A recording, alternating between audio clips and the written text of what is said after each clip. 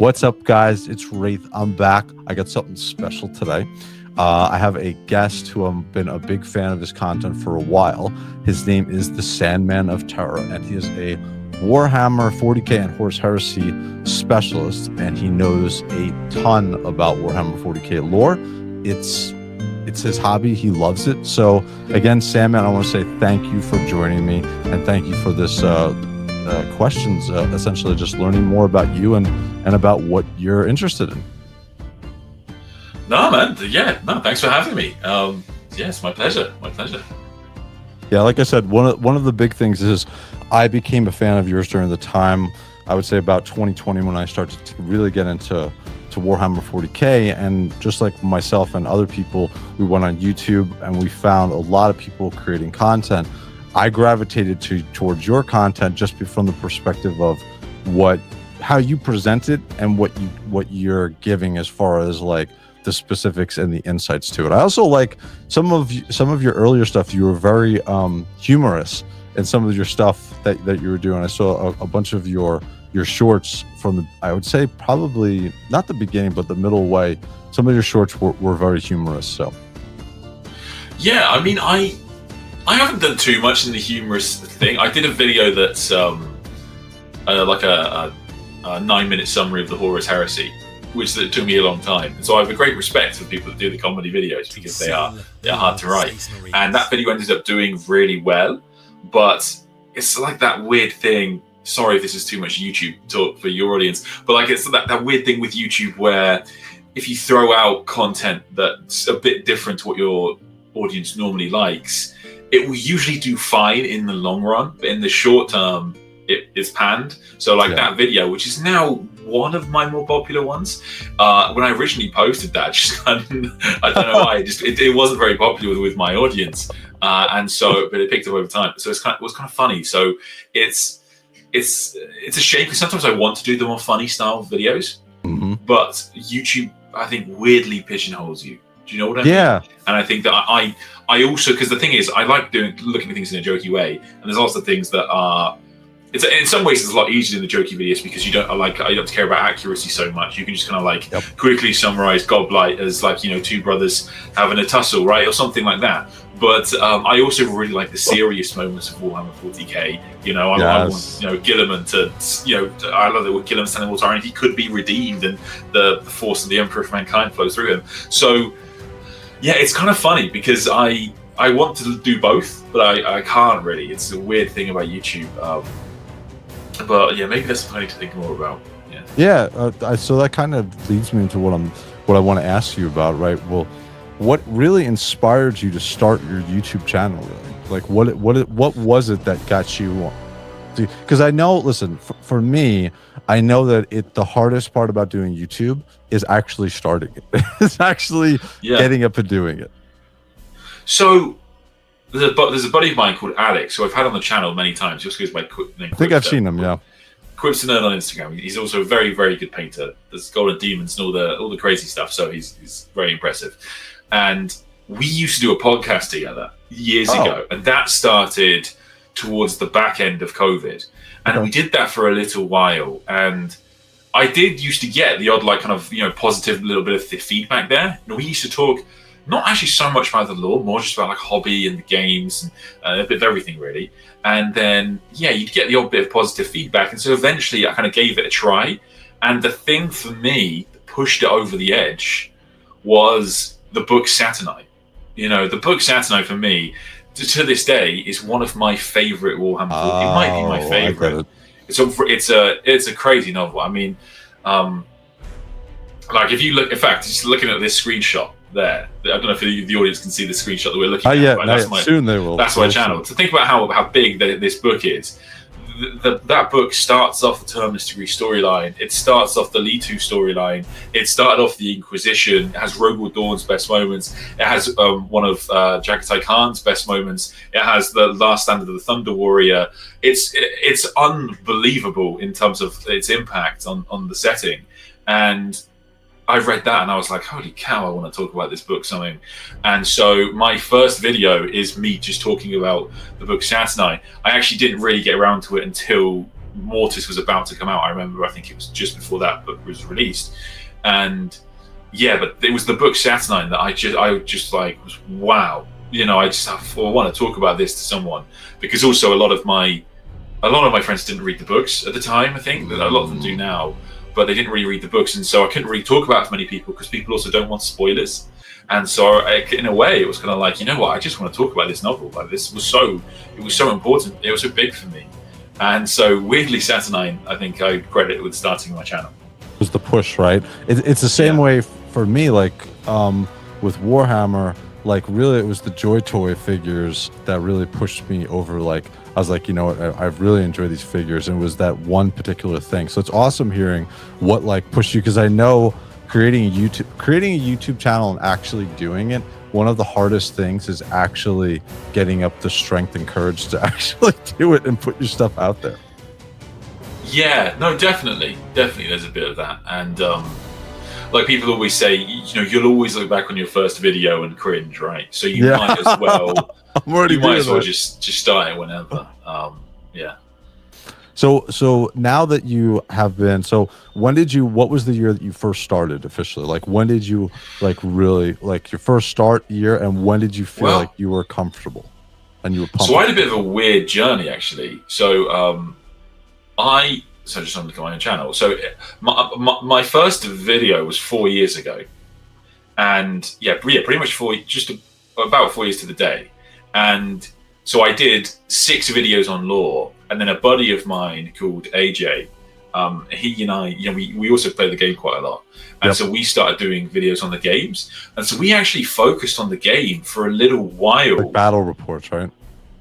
Yeah, a little bit of that, but mainly actually we would do like just kind of like breakdowns of how the armies worked and that kind of thing. Right. So we were quite focused on the game for a little while. So that's why if you have a look at my channel, you'll see like book that you know 4 years ago, and then there's a bunch that are 2 years ago. So there's a 2-year gap between my lore videos, and that's because we pretty much focused entirely on the gaming. And those videos, they're still actually on the channel. You can see that they're in a playlist. But yeah, they're for like an expired edition, so they're not really. I don't have them public anymore. But, yeah. So that's so if you have a look. So yeah, pretty much those first 6 videos are that 3 years video is the same. So they're all about 4 years ago, and then there was like a 2-year gap where I basically just talked about the game, and then oh, I see. Yeah, my buddy, he was kind of getting busy. He's got kids and stuff now, so I was like, I'll kind of go back to doing the lore. And YouTube Shorts were doing well, so I was doing YouTube Shorts, and so I was like, you know what, I'll get back into the lore side of things then. And then from that point on, it's been kind of 2 years of coming and going. So I think most of those videos had like 300 views, something like that. So like I think most of those views you see today are just people like checking out old content or whatever. So that's all those videos. I mean, they're not, I leave them up because they're kind of like nice to have, and I think people find them interesting, but not particularly good. I actually get tempted to remake them. I do. I have a real soft spot for Belisari's cool. I like all of those. I mean, the thing is, nowadays I try to break down. I tackle them in slightly different ways, but I guess for people doing the YouTube thing is that definitely mess around with all the trends. You don't have to commit to them.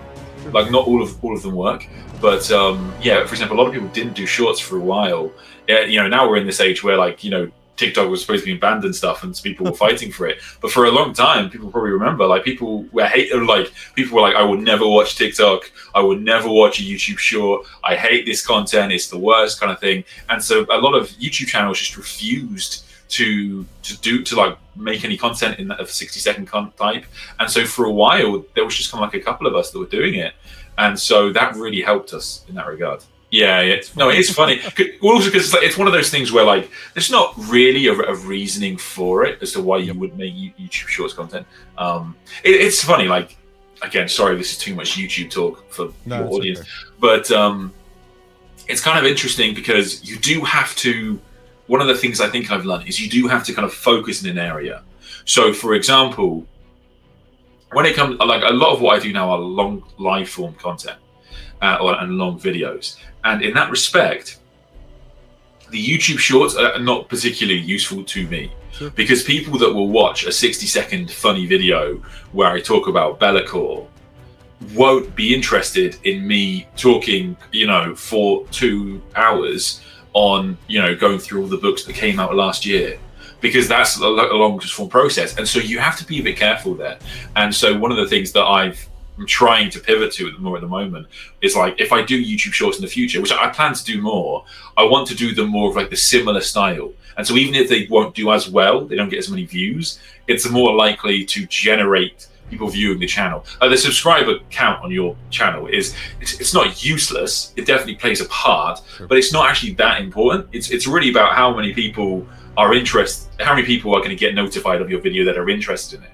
And for example, to stick within Warhammer, there's a lot of battle report channels that have done these, YouTube shorts of, you're talking about Warhammer 40K lore, and it's kind of useless to me. Like, you're kind of wasted. Like, there's no point doing it, because somebody that clicks a 60-second video on like who is Marnius Calgar it is not then going to watch a 2.5-hour Ultramarines battle report. It's just not going to happen. Yep. So you have to be a bit careful there. And so, like, for example, the live stream content has been a thing that I've been quite unique in, because I can talk about the lore for a long time because I read the books. But of course, a lot of people, the books they don't really read the books. They're more about wikis and that kind of thing, and so they can't really do the live streams because it just wouldn't work. But there's no point. Like, for example, if I was to do like more gaming live streams where I just game, it's not that people like that kind of content is very popular, but my audience just wouldn't really be interested in it. So you have to find what your niche is and kind of stay there, if that makes sense. I hope I've explained that clearly, but it's funny. You have to. It's like a balancing act between experiment with things, but also remember what your audience is. Get an idea of what your audience is. Yeah, absolutely. Like as Yander and Coda as well, they do a really good job where they like a lot of their YouTube shorts I think are just like clips of their podcast, which makes a lot of sense, because it's like if you see that podcast, you're like, oh, that's the kind of content I like. I'll watch the video. Whereas if I did a YouTube short where it's like just kind of comedy and I link it to like a very serious breakdown of the character of Litu, a lot of people will be like, oh, it's not really my thing. Do you know what I mean? So I think that's something that I've learned, is to kind of focus more on certain areas. Yeah, I think that again, it's a balancing act, at least from what I'm seeing, for understanding what your audience is and what you're trying to accomplish and what you're having fun with. Right? It's that weird balance of making sure, because one of the things with me as far as YouTube is, I know my personality. Once it starts to become too much work, I'm not going to want to do it. So it has to still fit into everything for fun for me. And so that I think is really one of the things that keeps you moving and successful and creating good content, because it's something, again, like what you were talking about, what got you initially into creating it was your love of that particular book. You wanted to share that with other people. Same thing with me. The JOYTOY figures, dude, I was going on other podcasts or other live streams and I was throwing like super chats at people to talk about the JOYTOY Warhammer 40K figures, and nobody, like, they take it. I'd be on like a G.I. Joe stream where they talk about G.I. Joes, and they take it, they talk about it for 2 seconds and then move on. I'm like, no, can you please talk about it more? So that's why I was like, you know what, screw it, I'm just gonna make my channel where I talk about it. So again, like I said, what would you say, you were talking about kind of like your evolved content over time, right? You've seen kind of where you started, you got into 2 years, you started doing YouTube shorts, and you're kind of evolving now to the live content. Like, what do you like the most about the live content, would you say? Definitely kind of getting to know more of an audience. I'm very pleased to hear that you thought some of my videos were funny, because I think one of the things I think I've done quite a bad job at compared to like other channels is like putting personality more into my videos, right? And so the nice thing about the YouTube, the live streams, is that you've got a bit of a back and forth. And developing that more of a community, like I did like a Lawmas type, a Vlogmas type thing over Christmas, right? Yep. And that was quite bad for the channel, like as in like the growth of the channel kind of thing. Sure. But I developed such like more of a community as a result of that than like maybe months previously. So that was really interesting to me, and that's actually really cool. And yeah, that's probably the coolest thing about my channel, I think. I think like what you're talking about, I think it's good to always challenge yourself, or step out of your box of comfort to do something different, even if it's something that maybe you're not going to stick with for a long time, because it's a good learning experience for, hey, maybe this is something in the future I can do, or maybe this is something I'll stay away from. At least you're giving it a shot and you're trying it, so you're getting that feedback to see exactly what you like and what resonates with your fans. Yeah. What would you say is probably the biggest challenge about a 40K? Well, it's not just 40K, it's also Horus Heresy, but like Warhammer future, like lore channel. What is the biggest challenge that you have for your channel? Oh, it's interesting because it depends on the kind of content that you do. Sure. Like I think that this is going to sound really odd, but one of the things that I want to get better at, weirdly, is caring less. Because one of the things that I've noticed is that, because I love to read the books. I love to cite the books when I'm doing the videos, and I love to draw from like multiple books for one video, and that is hugely time constraining because I want to check things and get things exactly right. One of the things that people might not be aware of is just how many errors there are in like Lexicanum and the wikis and that kind of thing. There are just a lot of errors, and I don't say that to criticize them, because they're human people and they're going to make mistakes. Yep. But the reason I say it, and they're still great resources, I should say, and they give you the great like gist. But when it comes to making lore videos, I don't want to use them because I want to make sure I get the sequence of events exactly right. I want to make sure I get the quotes exactly right, and also I want to give what's been said in the context of what was going on. And so that takes me a huge amount of time. And compared to other lore YouTubers, I just can't compete on the amount of content that they put out. I can't compete with people that are going to read the wiki and throw out content. And then like maybe like a couple of excerpts they find on Reddit or whatever. And like when I look at these channels that are pumping out 3 videos a week, I'm like, the equivalent for that is me reading like 18 books. No, like it's a massive deal. And even if you've already read the book, you have to go through it again because I have to check books to think like, oh, was this mentioned in this book or whatever. Like I'll give you a really like small detail, right, about like the Litu video that I did. So in the book, in Litu's story, he has a blade called Mornitor, which was gifted to him by Garvior Loken. And Mornitor was a very important blade within Warhammer 40K, and it was originally the blade of Horus Aximand. Now, Horus Aximand killed Tarek Torgadon with a blade. However, there was a bit where I was writing the script, and I was like, yeah, he kills him with Mornitor. And I was like, does it actually say that in the book?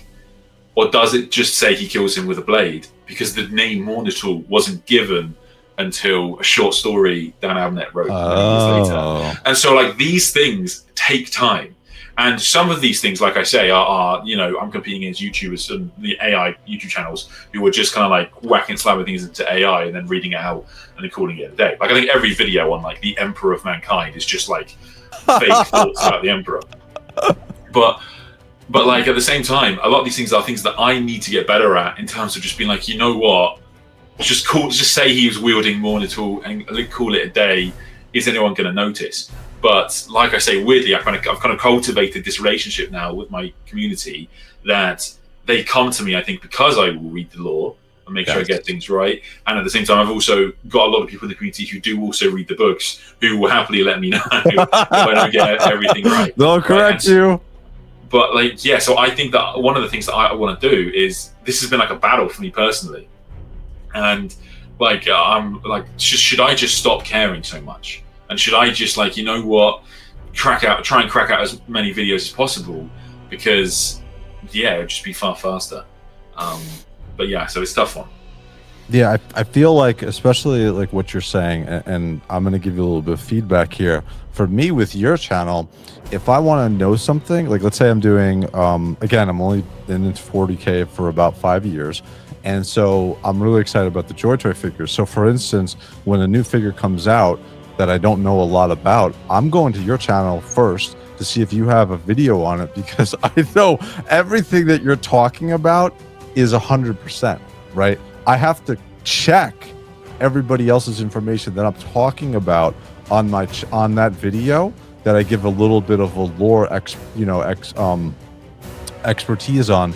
So I have to always check that information. But for your channel, I'm looking at you as the expert, right? Because I know that your stuff is 100%.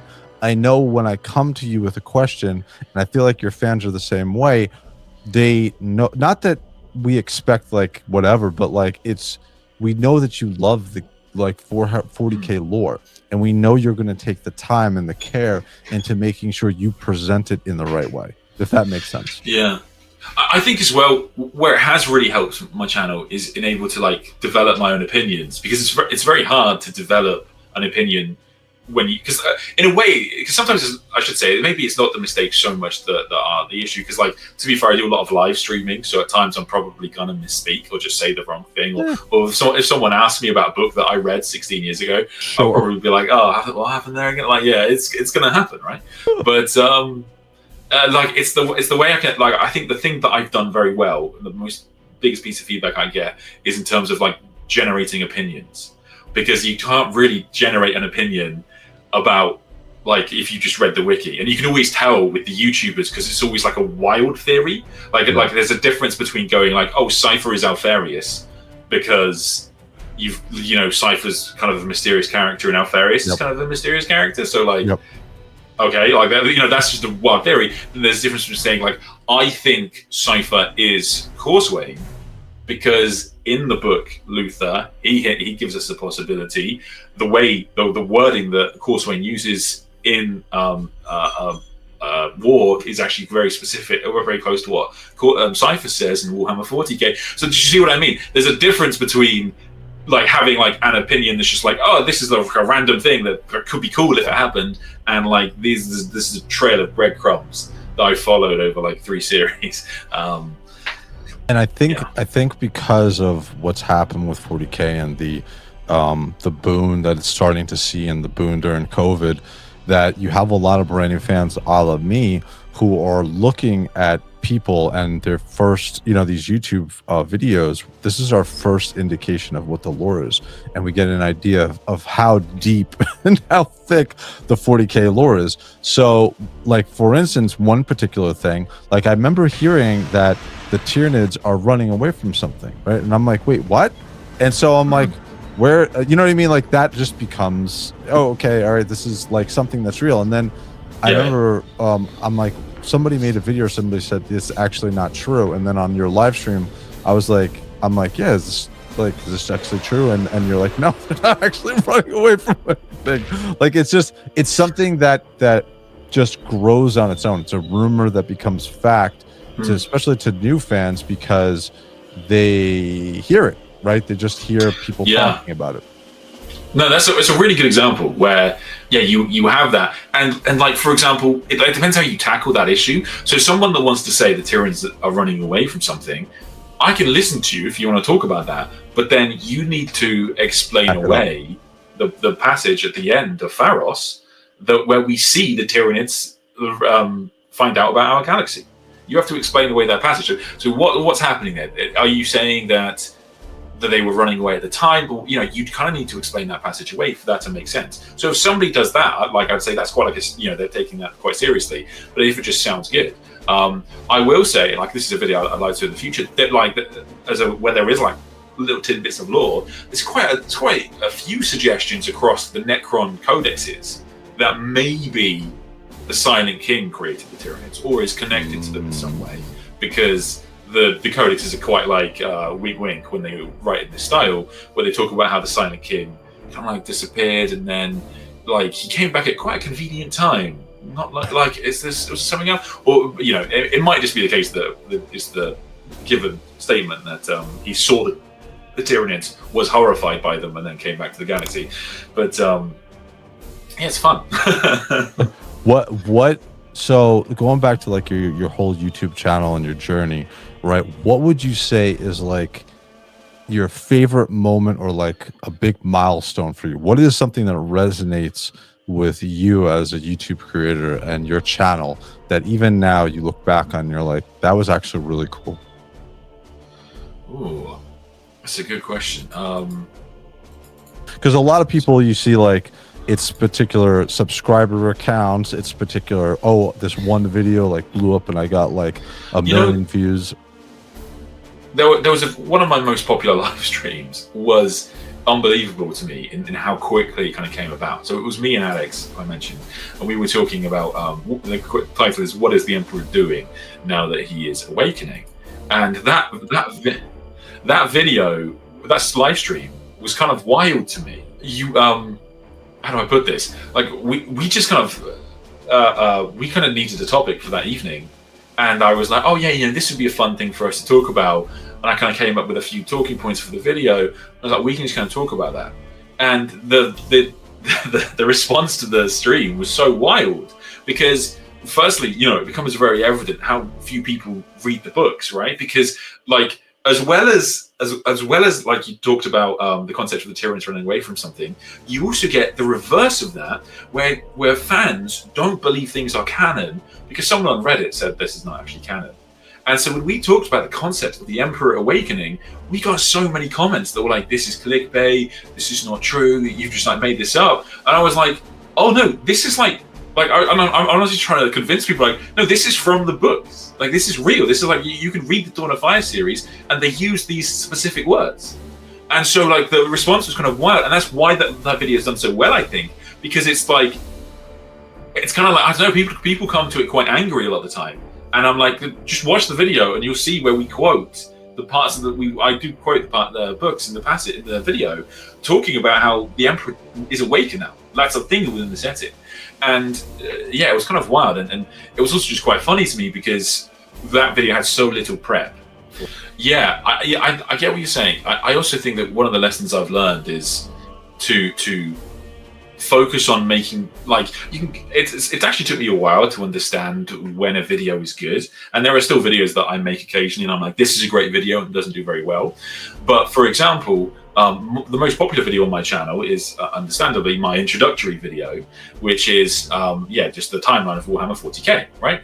And that's my most popular video. When I posted that, it did terribly for a long time, for like months. It didn't get any views, and I was kind of like, oh god, what have I done? And I think again, part of it was because a lot of the people that watch my channel are maybe a bit more like the people that really like the books and just kind of want to talk about the books, so they don't really need the introductory video. But then over time it started to pick up, and it's done really well. And I think that like you need to focus on making a good video, just focusing on that. So for example, my video that came out a couple of weeks ago was on the Thunder Warriors. That started off quite poorly for one of my videos. It's not done very well, but I'm still quite happy with it, and I'm quite confident that it will do well over time, because also down at the Warhammer Tacticus, if you go on that video, I'm still quite confident it will do quite well over time, because I think it's a good video. It's a genuinely really solid video, and this is the entire story of the Thunder Warriors basically. So I would definitely say that there's a good piece of advice I heard once, which was like, try and improve one thing every video.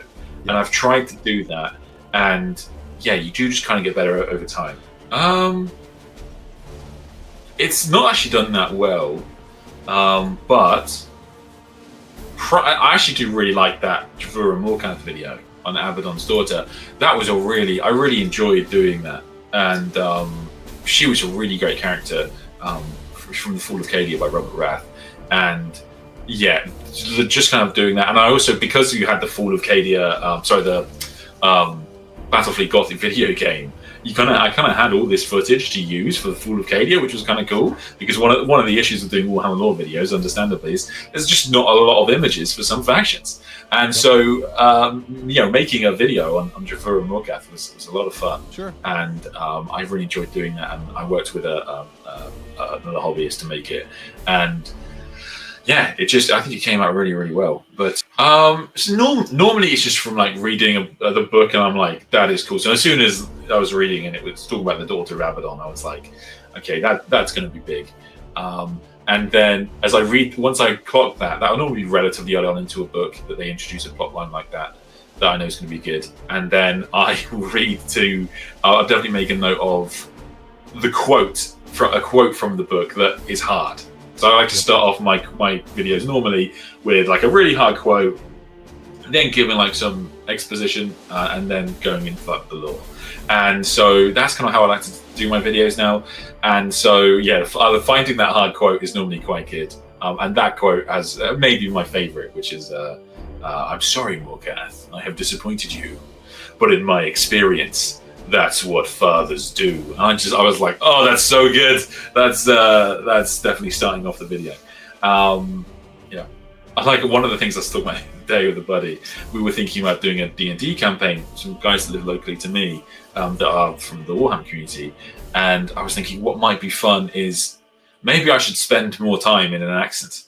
Because like one of the things that's quite hard, I can do like Space Marine or Grizzled, Primarch voice quite well. That's fine, but I find it quite hard to have two conversations between two Space Marines or even more, because then you have to really make your voice sound different, and that's where I'm not great. So I would love to get more of that. So it's often easier, like with the Thunder Warriors, there are conversations between. Babud Dakar and Gota, but Babud Dakar was kind of like he's suffered a lot from the degradation of being a Thunder Warrior. So that was like I often have to pick something like that, and then like with him, I can really speak out the side of my mouth or something like that to make it sound like his voice. Vocal cords aren't working properly. When I voice like Cypher Cypher and Gilliman have a conversation, Cypher's like I quite like doing really smug. So that was quite a fun one. But yeah, no, I really would like to learn to do proper voice acting. I thought I was kind of okay at it, and then I did a bit for Amber King and for his Mortarion video, and he makes great kind of voice acted content.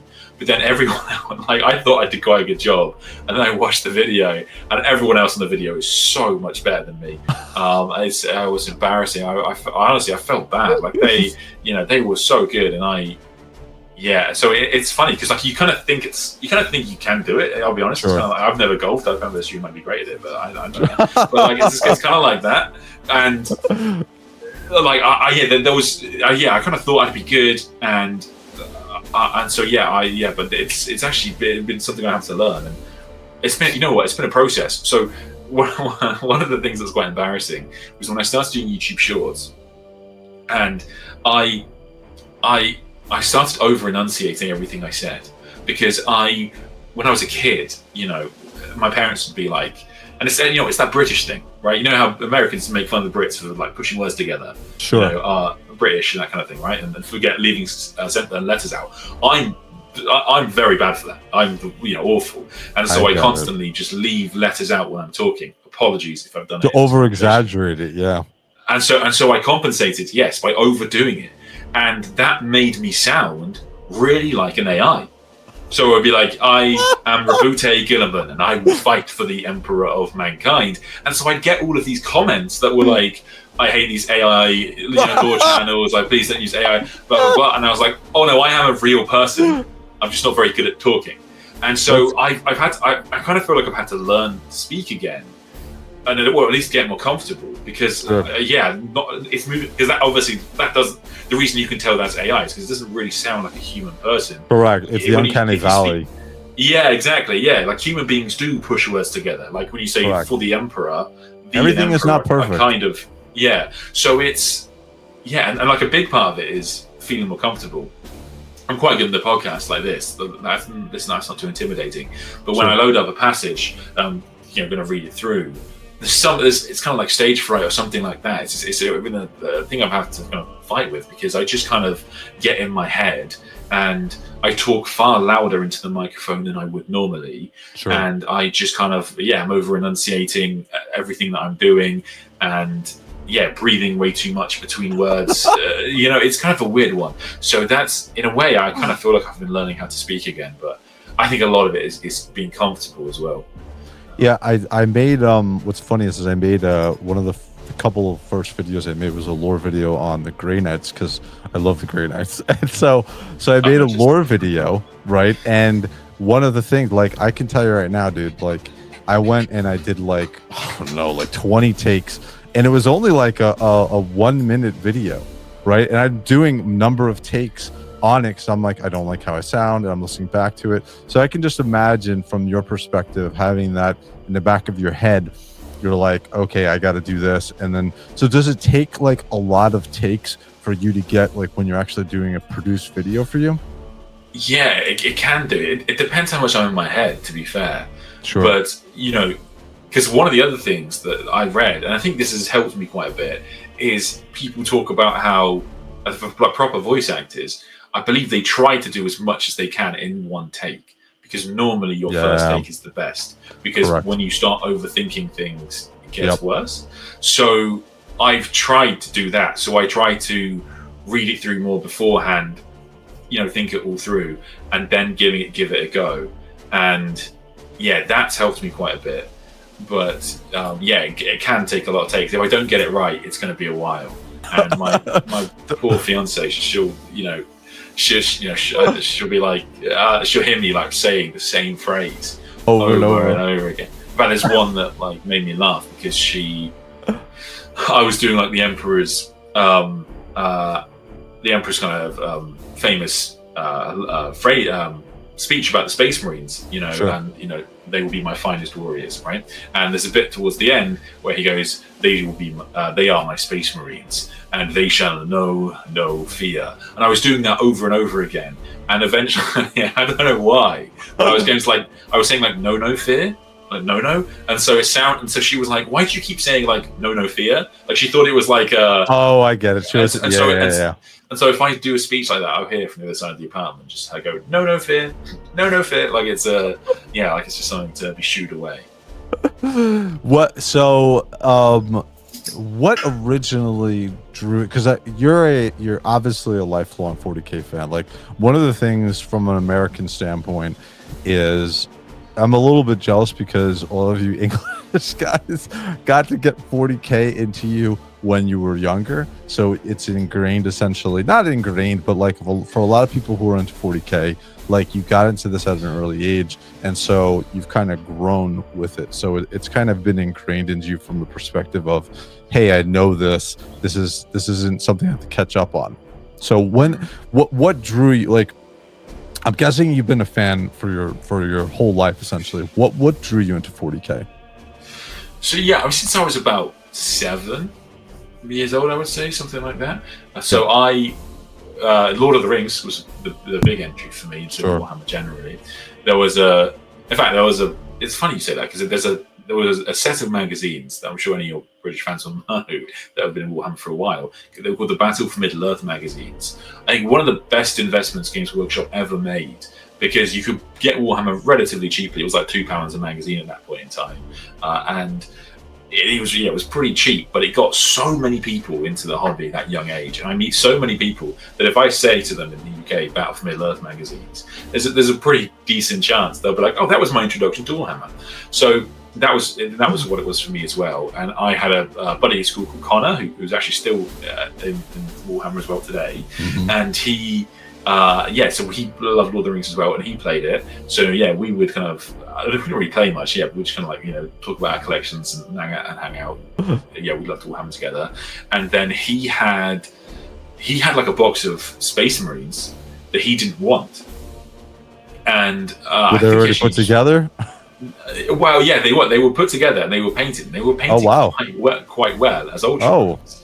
And he I don't think he was interested in 40K at the time. I'll have to ask him. But nowadays he's a big Guard fan, so he collects everything Guard. But yeah, he gave me these Space Marines because he just didn't want them, and I painted over them in the size of the Emperor scheme, which is a very difficult scheme to pull off, and I did not do it well.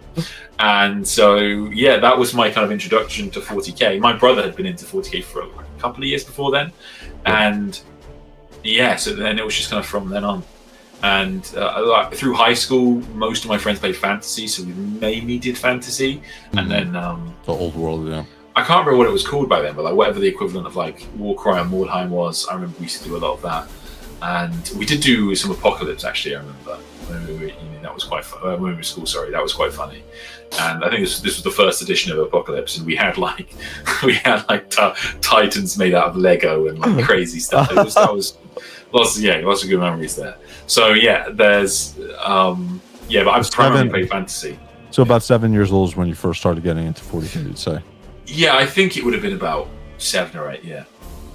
Now, when did so two questions.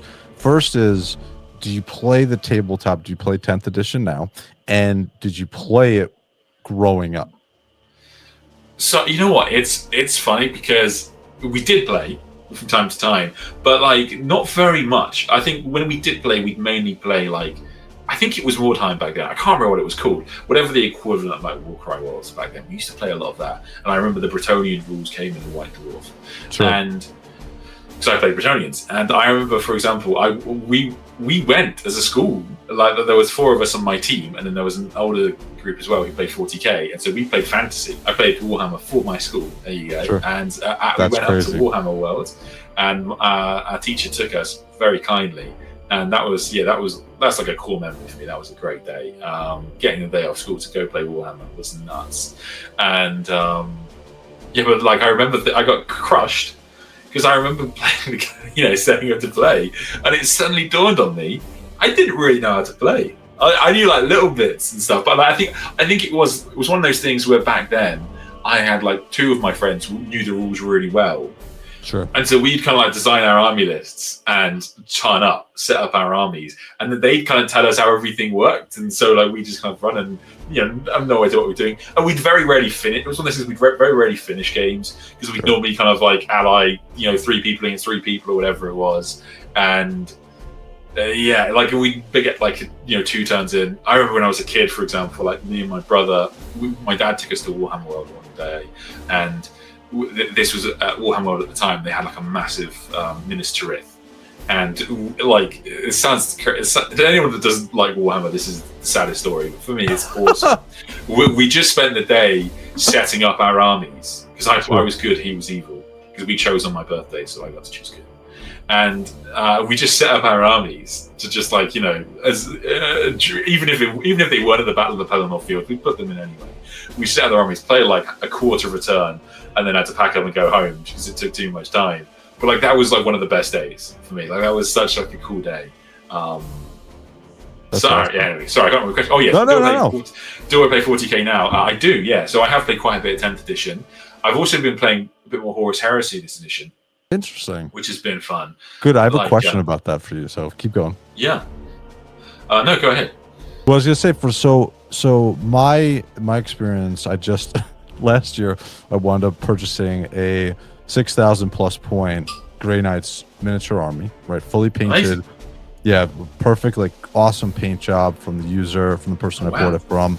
And they look exactly like the JOYTOY Grey Knights, which again, there's a theme here, but like they're perfect, right? And so I had planned on playing the tabletop game, but being a dad and having a full-time job, it's too hard to try to find the time to go to a gaming store to get that time in, especially because I still have to learn the game, right? I know that there's online stuff to learn it, but from my perspective, it's too much right now of a time consuming thing to learn. So I'm going to like battle reports to try to ingratiate myself. I also have a subscription to the White Dwarf magazine. Do you I also do the reviews on the White Dwarf magazine, but like, do you follow the White Dwarf magazine anymore? Like, one of the things I'm hearing from a lot of people or 40K fans is like, yeah, I used to get the magazine, but I don't get it anymore. It's kind of the same thing. I buy a fair few because sometimes they put lore in them, which is quite cool. And like, it's one of the weird things about 40K is how the lore is fed to us. And sometimes, it's not that often, but sometimes your faction will get updated in a White Dwarf. And so there are some White Dwarfs actually I have that I know probably will be the basis for future videos. So yeah, it's quite interesting that how those things work. So I buy quite a few, but yeah, no, I don't collect them anymore. To be honest, we used to get them in our school library, so I didn't used to buy them. Oh, cool. Yeah, That's crazy. but yeah. So yeah, I mean, we'd spend our lunchtime just looking through White Dwarfs, But and also you have the Vault now as well, which I will say is genuinely very good for that. So like, you know, Warhammer Plus is dubious to say the least in terms of whether it's worth it, but for £5 a month to get access to all those White Dwarfs, that's actually quite good, and you also get access to a bunch of like old campaign books, etc. So yeah, there's all that kind of nostalgia feel. Yeah, so yeah, I would recommend actually the Vault for people who want to check out White Dwarfs. It's actually pretty good. One thing I'll say about Warhammer Plus stuff as well. Yeah. One thing I'll say about Warhammer Plus is, as a new fan, I think Warhammer Plus is good, right? Because they took all of the animations and stories that were on YouTube originally years ago, and they put it all in one place, right? So you can go to it, you can get your information. Especially if you're a new fan and you're trying to get as much, stuff essentially in your mind as possible. They also have the newer stuff that's coming out. For instance, like they did the Return to Cadia. I don't think you've done a video on that yet, right? You haven't done like a review yet on. No, I always I haven't. When that kind of thing comes out, it's kind of hard to choose. Do I make the video? Because I'm not like so much a news channel. Maybe I should do one. But like, I don't know whether I should hold off on doing that, because I like content to be as what we call evergreen as possible, so long lasting. Sure. So it's kind of a video that's just like, hey, what's going on with Cadia might not do that well, because all of a sudden people aren't going to want to watch that in like 6 months' time. Correct. Yeah. Anyway, sorry, but that's no. You want evergreen content. That makes sense, 100%. What I would say about the for me, what I do is I do a quick, because reaction videos are hysterical, but like I'll do a quick reaction video to like something like that, or like the Space Marine 2 secret level video, and then I'll edit it down the entire video from like a 20-minute episode to like a 5-minute episode. And let me tell you something, it takes a lot of time and effort to do that. But it's fun from the perspective of I actually really wind up like noticing things that on the first viewing I wouldn't, because you're so you're editing so much of the video. So for me it's pretty cool. What would you, so right now you are playing 10th edition, right? Yeah. Okay. Yeah. What is your favorite chapter? Like what is your, first of all, what is the one you play if it's different, and what is your favorite? So, my favorite chapter to play is the Dark Angels, and my favorite faction to play is the Dark Angels. I love to play the Dark Angels, so of course I'm kind of loving life right now because we've had all of these new models. It's actually weirdly bittersweet because of course I've had to paint a lot of things, which kind of replace units. But I have loved painting new units and the Lion, and it's been amazing. So yeah, I've been loving that part of life.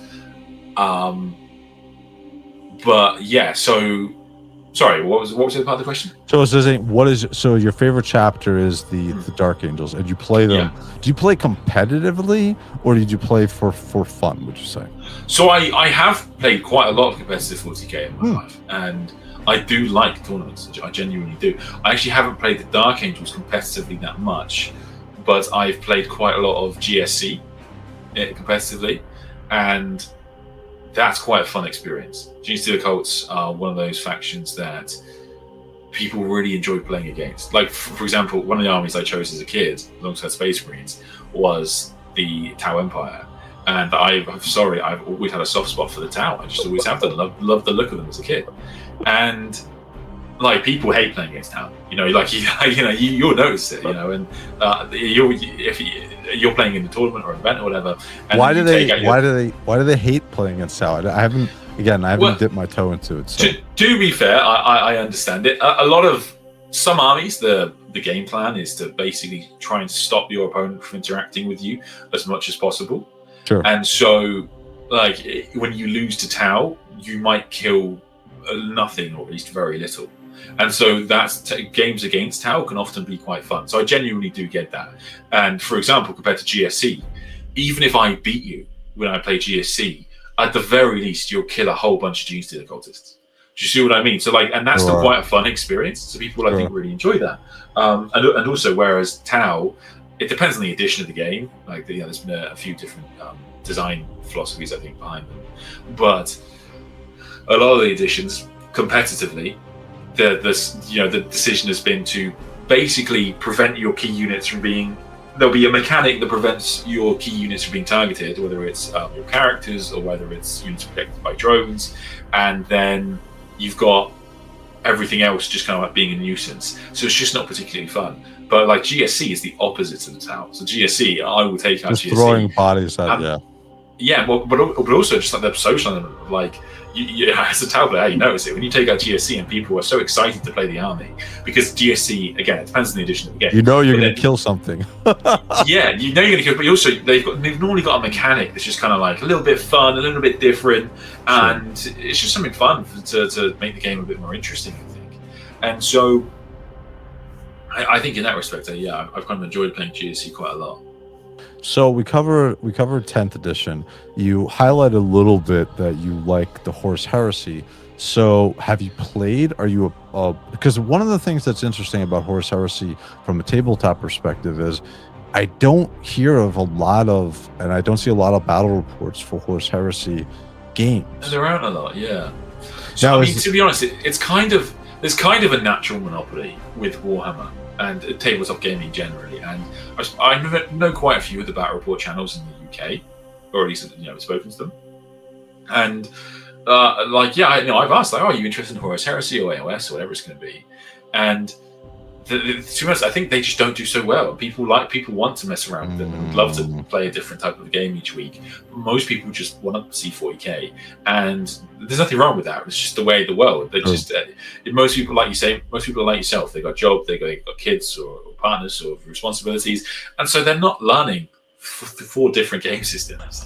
And I think it's often a mistake. I think of YouTubers to think like, why doesn't everyone just try playing AOS? Like AOS looks great. Why do people give it a go? And it's like, because that requires someone spending hundreds of dollars and dozens of hours learning how to play a game. That's not nothing like that. For a YouTuber, that's fine. Like, that's fine, right? But it's tax expendables and whatever. Especially if it's something that if you have a real love for Horus Heresy in the tabletop, it's tough to separate yourself from that and the content and your fan base that you possibly could have for that. So I completely. So do you play Horus Heresy? Yeah, I do. Yeah. I still play as the Dark Angels. I play as the Dark Angels in both. I love the really nice thing about the Dark Angels is I never get bored of painting them. Because you have, of course, your Green Wing, your Raven Wing, your Death Wing, and then you've got, of course, characters like Librarian, Blue, and Blood Angel, and Chaplains, and then you've got you've got schemes like you've got White Dark Angels from like old Warhammer artwork and stuff that you kind of mess around with, and then of course the Heresy armor is different again. It's black, white, and red. But then there's also the bone for the Deathwing, and then you can also go nuts with the heraldry and symbolism and stuff. There's blues and yellows. They're kind of a really fun little chapter to collect, a legion to collect, chapter of legion, and it's a really enjoyable faction to collect in that respect. And of course, they get a lot more support than some of the other factions do. So there's always I've so many bits. So if I have to build a Dark Angels character, I always have so many bits to choose from, which is super cool.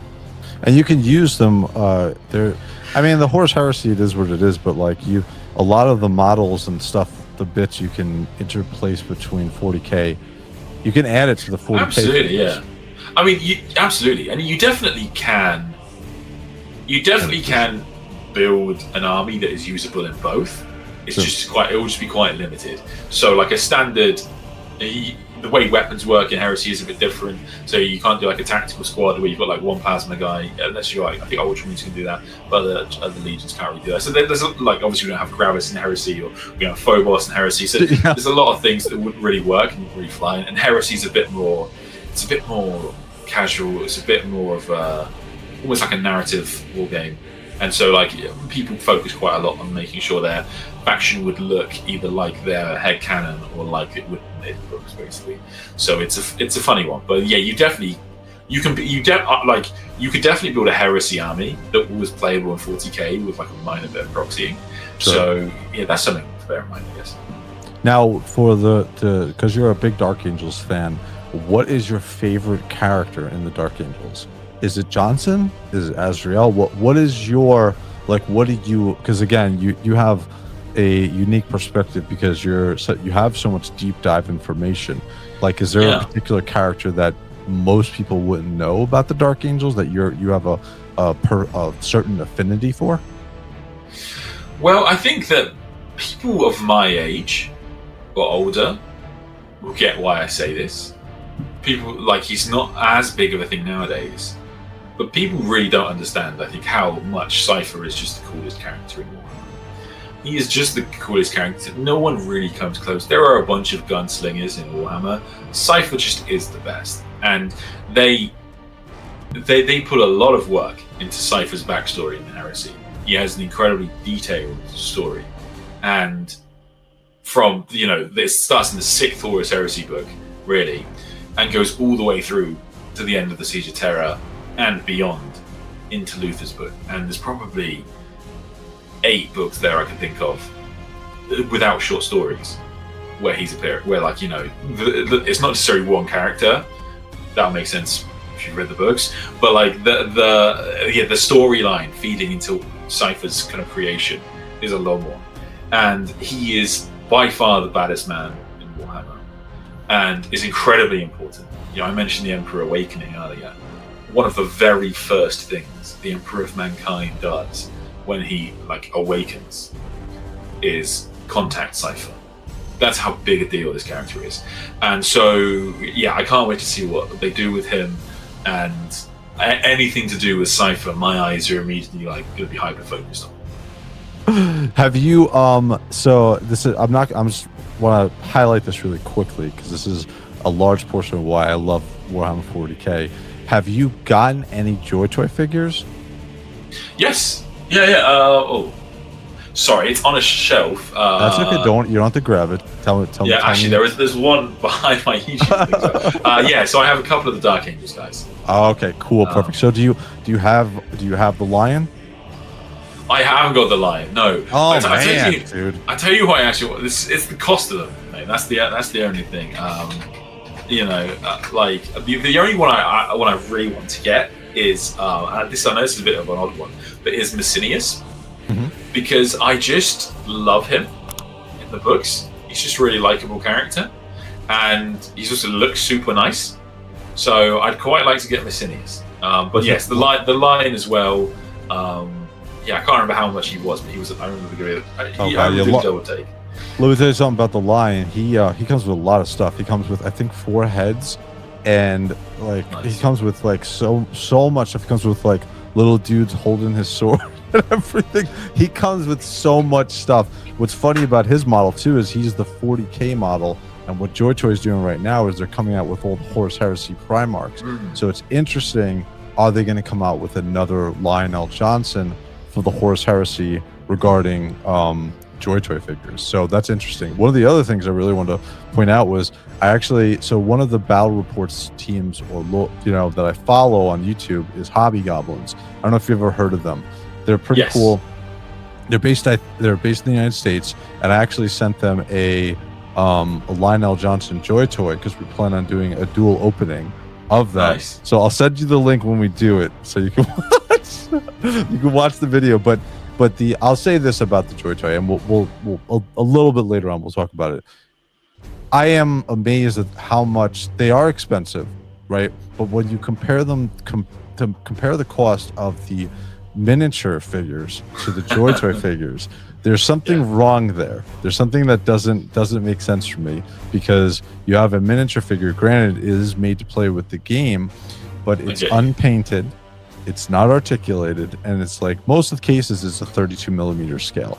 So, and most of the time, it's best case scenario, it's most likely about half the cost of a JOYTOY figure. So it's an interesting thing for me to see, and I guess my question to you is, do you think 40K fans or Warhammer fans of the miniatures will ever get into JOYTOY figures? I think most people I know have bought 1 or 2. It's a funny one, I guess, because you know what it is. It's really funny that you say you bring up the idea of the way the models seem very expensive in comparison, which totally makes sense. But I'm just looking at them now. I think the thing that comes to mind though is that thing that I do so much in life, where when I'm about to spend money, I think, well, how much Warhammer can I get for this? and that I think is maybe what affects things. That's hysterical. So, all right. So we covered. You play Horus Heresy. You play 10th edition. Do you play Kill Team at all? I have played a little bit of Kill Team. Yeah, I've quite enjoyed it actually. I'm playing up a kill Team at the moment because they released that the hero set that was only available in Japan for a while. So I've bought that. Yeah. I think that they're coming out with a Grey Knight Kill Team. I think. Wouldn't surprise me. I mean, Grey Knights need some love.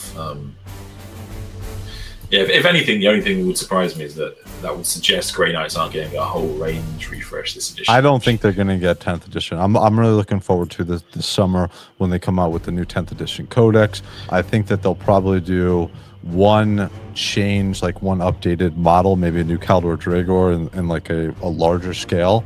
I don't think you're going to get a refresh. I think refresh, and then I've taken this from Valrak's channel, is I think a refresh will probably come in 11th edition when they do it. So fair enough. I mean that's not too long, I guess. But yeah, it's a bit sad. I was hoping, because I love the Grey Knights, of course. I tried to stick to just one chapter, but I do love the Grey Knights. Everyone does. If you have 3 chapters, because I have 3, I've stuck to 3, and you can say, like, it doesn't have to be a chapter. It can be, the Tau. It can be. What are your 3 favorite in 40K? And you could say also Horus Heresy. Well, so I collect 4 armies. Can I say 4? Is that sure, okay? Absolutely. So yeah, I collect 4 armies. So yeah, number 1 is the Dark Angels for me. Mm-hmm. And so those Ultramarines eventually transition to Dark Angels. And in particular, the Raven Wings is my wing. I just love the idea of.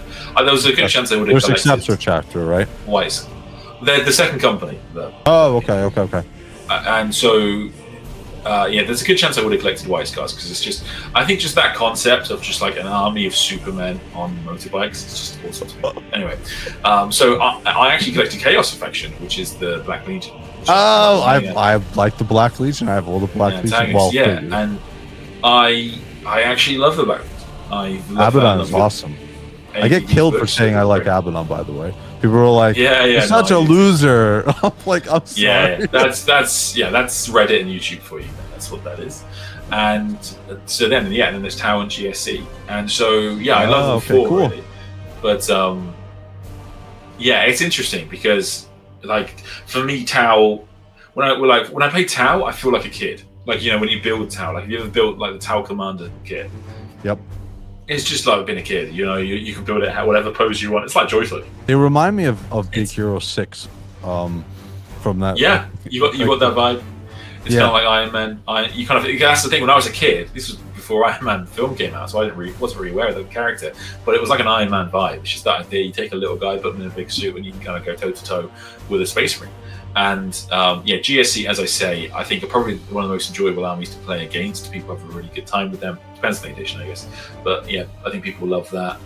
Dark Angels for me are my faction, and then I didn't collect Black Legion for many years, and then I read the Black Legion books, and I was like, you know what, I'm going to do Black Legion. And no regrets. They're also very fun to collect, I should say, because they're kind of like Death Watch in that respect of having, you can have little symbols from each of the legions. Like they released a Night Lord's Kill Team this edition, and I bought that and just added it to my army because, like, of course you'd have guys with Night Lord's helms in a Black Legion force. It makes sense. So it's kind of really fun. And so occasionally, if I see something cheap online, I'll pick up a Praetor on eBay or something like that and add bits to my army because it's just kind of really fun to have little, shoulder pads and stuff. But you can paint over them in black. But it's kind of funny to see that, like, oh, actually, this was a word bearer, whatever. So they're kind of fun in that respect. Yeah, so my 6K army that I had, I made like a whole video showcasing each individual one.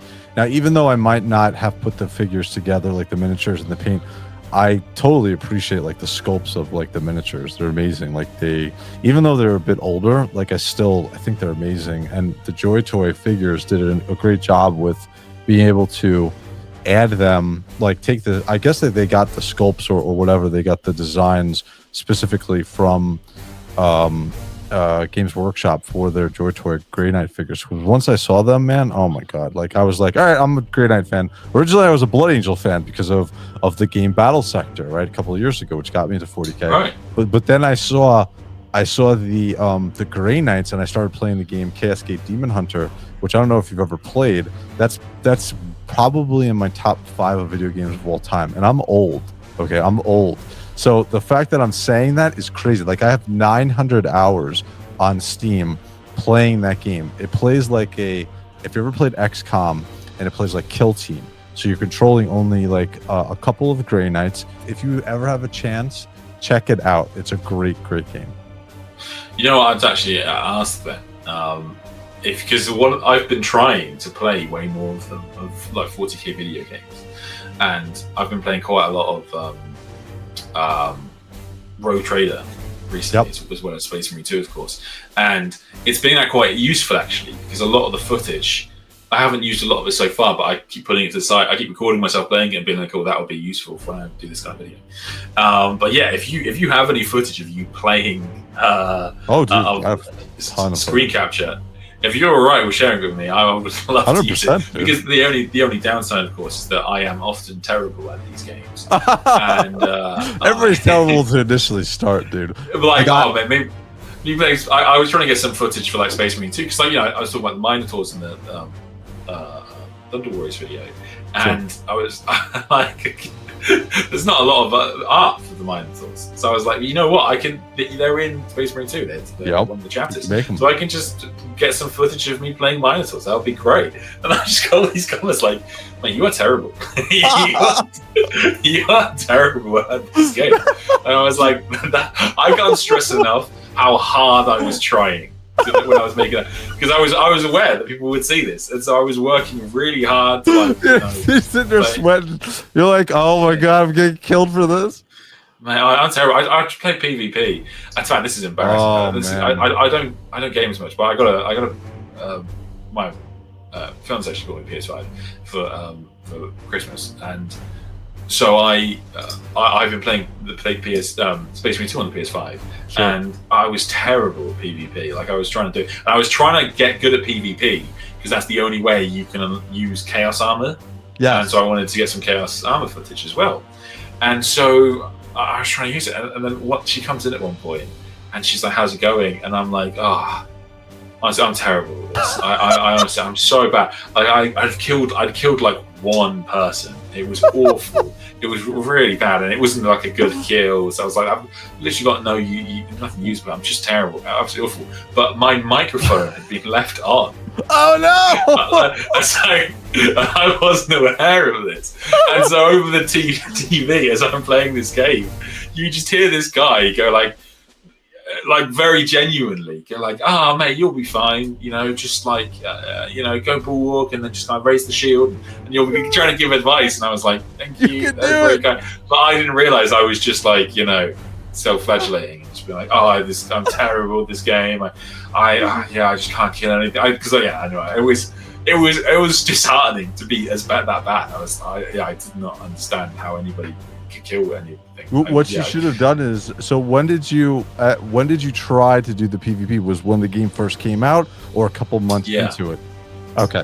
What I would have done, because both, what I would have done is just get some people together from your fan base and be like, listen, like we're gonna all come together. We're gonna have a Sandman of Terra. Do it on your Discord. Be like, we're gonna do this, and then bing bang boom, you get all of your footage, you get all of the collectibles for the Chaos Armor. I'm telling you, you'll bang it out in one session. You'll get because there's got to be people in the Discord from your fan base who are big Space Marine 2 players, and they would 1000% help you as part of a team. So I guarantee you that would definitely be possible. Interesting. One other thing too is, so I stream Space Marine 2. So last night, like 5 hours, dude. I'm playing on the new difficulty they just added, so it's the top difficulty. I think it's called Absolute. And so for 5 hours, there's this one person. It was like I didn't care. It was like early in the morning. It was like 4 o'clock in the morning. my time, and this person from Vietnam was watching me, and he's like, "You've died 30 times," and I'm like, "I don't care, I don't care. I'm gonna get this down. I don't care." So from my perspective, yeah, I think that the games are a great gateway, and for you, I'll definitely send you footage from I have from the Cascade Demon Hunter for the stuff. Especially, I also send you some and Battle Sector as well, if you got it. Yeah. So they just came out with the Cadian forces for the Astra Militarum. So I have some footage. I'll shoot that over to you. So all right. So we covered Kill Team. We play Horus. So one other thing I wanted to ask you about, as far as like the hobby, you already kind of expanded upon it, is the painting, right? And then putting together models. You have one section sometimes where they just love to play the game, right, competitively, and sometimes they have like just gray models on the tabletop. And then you have the people who are super just into the painting, right? Like Mirsa on Instagram and stuff like that. Like they do like artist type of painting. So where do you fall in that spectrum, would you say? I mean, I'm more of a player, really, but not for lack of trying. I have tried with painting. I'm just not a good painter, and like contrast paints were a gift for me. I think that was really good, because I always hated the painting aspect of things. Not in that like I hate the process of it. It can be quite relaxing, sure. But just like some people are so good, and contrast paints for me were big because I could finally paint things, relatively quickly, and actually quite happy with it. Be relatively comfortable with things. So that was big. And over the years, I think a lot of people do this. I've kind of put together a series of painting methods that I have that I know are quite easy, but sure. I think look quite good. And in that respect, that's how my paintings evolved, just by like finding techniques that I think work. But Alex swears by airbrush, and a lot of people do. You see these guys at tournaments that bought an army the week before and then airbrush it, and honestly, they look fine. They look pretty. Beds mice look pretty good, and I've never managed to get the airbrushing down. I'd love to. Is there a because I don't know the painting community, is there a stigma against people using like airbrushing versus like straight up painting or anything like that, or is it just it is what it is? So I don't. There are different levels, because I will say, like Alex, I went with him to Warhammer World, and I hung out with a bunch of his friends that all entered the Golden Demon, which is a big painting tournament. Sure, yep. If you're familiar. And like hearing them talk is like a different experience, because I paint Warhammer, they paint Warhammer, like we'll have this conversation. Sure. But, like they're talking about they're talking about like the story of the miniature and that kind of thing, and you're like, what the fuck? Like I'm just like, are the metal bits silver? Like that's where I am. That's the story that I want to tell. So it's in that I can't tell you about that. And so the high level painting, I don't know. I would, because I think weirdly there are again, I'm not an expert, but I think there are kind of seasonal changes and that kind of thing. So like a non-metallic metal nowadays is like really big. That's where people don't use any metallic paints, but they'll paint their metals to look like they're shiny. And you do that by laying up slowly over time. And that's very popular. Pretty much all of the big painters do that. I can't do it, obviously, but they do that. But I think that's kind of new, and it will probably fall out of fashion at some point. And so there are things like that do come and go. Sure. Likewise, there's some people really like the grimdark style and that kind of thing. So it wouldn't surprise me if you've got some people that are like, airbrush painting is not real painting and blah blah blah. And actually, like a good example comes to mind. There's a method of painting called slap shop. If anyone's yes, I was going to ask you about that. Yeah, and wants to know how to paint. Yeah, slap shop is very popular. I couldn't utilize it too much because I'd already painted too much of my armies. It probably wouldn't fit in with the other styles. Sure. But it is really good. I've messed around with it a little bit, and it's phenomenal. So I've heard about it. Well, so actually, what is it? I'm sure I could watch a YouTube video.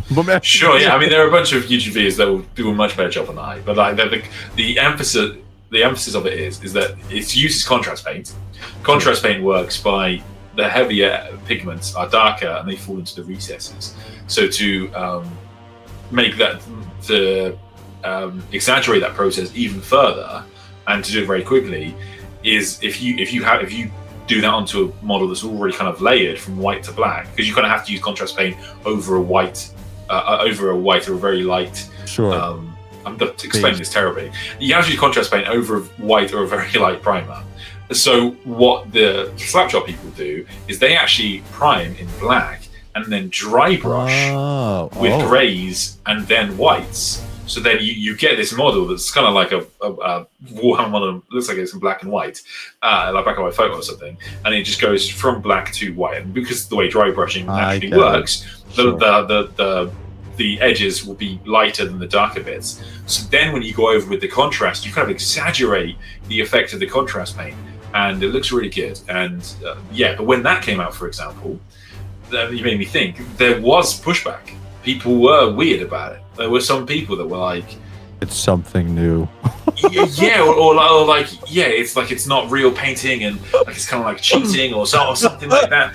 But like, I don't think anybody was doing it and winning golden demons or anything like that.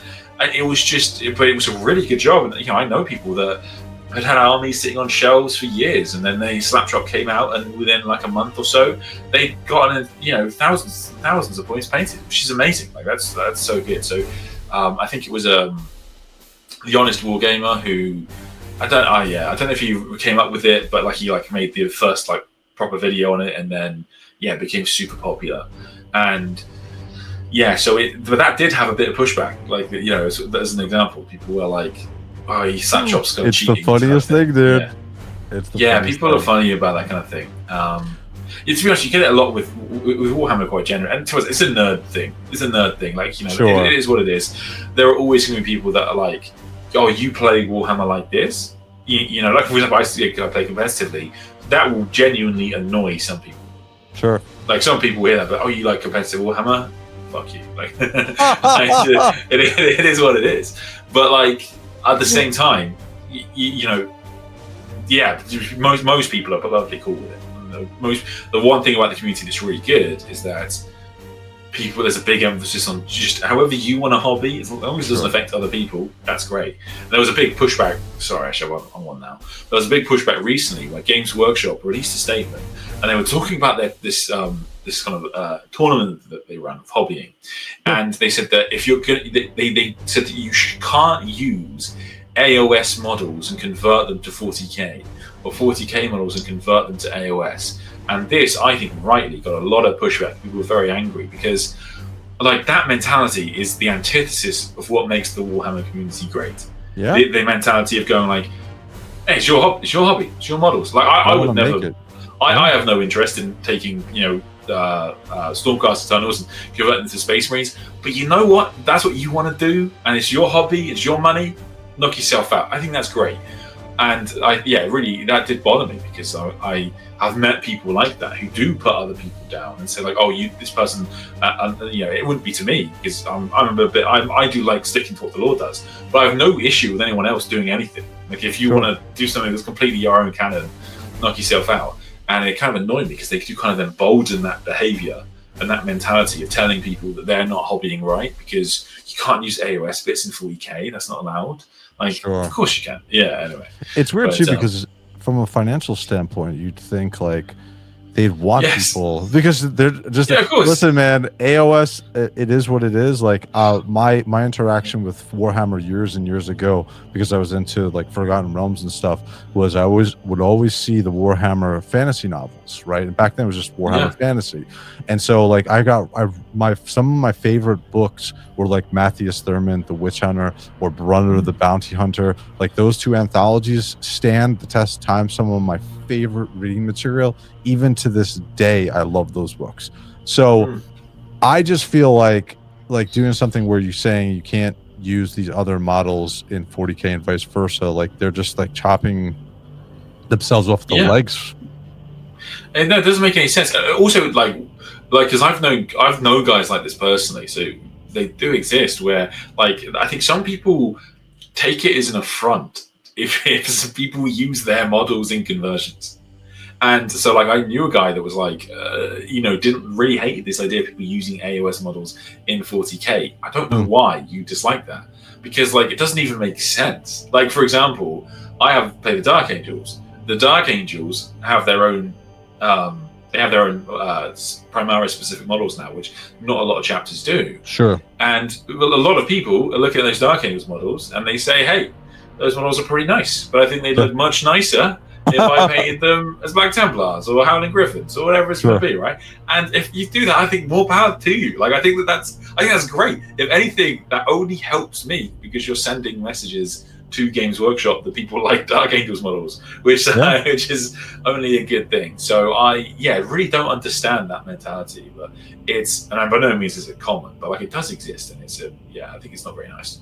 Yeah, it's a thing within all of fandom. Every fandom has a portion of that unfortunate that side. You don't like this band unless you do X, Y, Z. Exactly. So you kind of said before, and I'm a little jealous because you live in the UK, you live in Britain, so you have access to Warhammer World. So you've been there? I'm guessing a couple of times, right? I've never been to a Warhammer World. What's your take on Warhammer World? I went there a lot as a kid. And I've not been that much actually in recent years. I've been maybe twice since COVID. So it's not too much really. And it's a great experience. You have this. Oh God, they didn't hire me to sell them. What do you call? You have this like kind of museum type. What's it called? Yeah, anyway, they've got this museum type bit up top where you've got all these different models from ranges across the years that normally have a big display that will have like a challenge in it, like you have to try and find the assassin or whatever it's going to be. So there's some really fun stuff there, and then of course you can look at it is cool. Like even now, it makes me tingly seeing the models from White Dwarf is like the coolest thing. Like I spent so much time looking at those models as a kid, so it's just kind of amazing seeing those. And then of course you have Bokeman's Bar, which is a really nice little place, and then you have the big hall where you can play as well. So it's genuinely a great experience. Nottingham itself is also quite a nice town, so there's a lot of stuff to do there.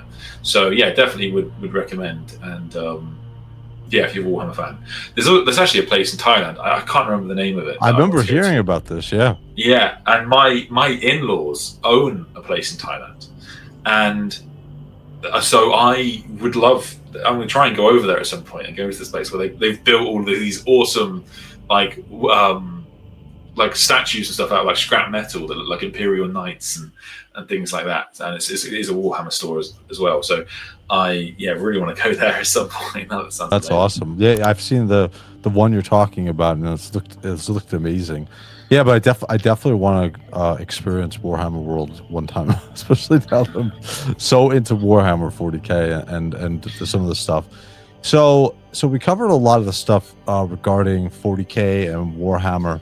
What other non-Warhammer IPs are you into, or are you into any non-Warhammer? You touched a little bit before about you're a fan of like the Lord of the Rings and stuff like that originally. Like, I mean it's tough because I if I get into things, I normally, as you can tell with Warhammer, go pretty hard. Like I don't read one book, I read hundreds. So same thing as me, if you can guess. Yeah, so it's I'm sure. I think there's probably a lot of us like this in the Warhammer community. It's kind of hard to get into a little bit, isn't it, Warhammer? But I mean, so Lord of the Rings is a big one for me. Did you watch any of the Amazon I'm trying to think. series? It's tough because when you start comparing it to my interest in Warhammer, this Warhammer is so large. But I mean, there's the classics. I'm a big Star Wars fan. I'm a big Marvel fan. Game of Thrones or Song of Ice and Fire, I really liked. In terms of gaming, just loaded up my Steam library to remind me. Skyrim is definitely what I've played the most. Sure. I would love to do content on Skyrim at some point. And I've bought a lot of Warhammer games.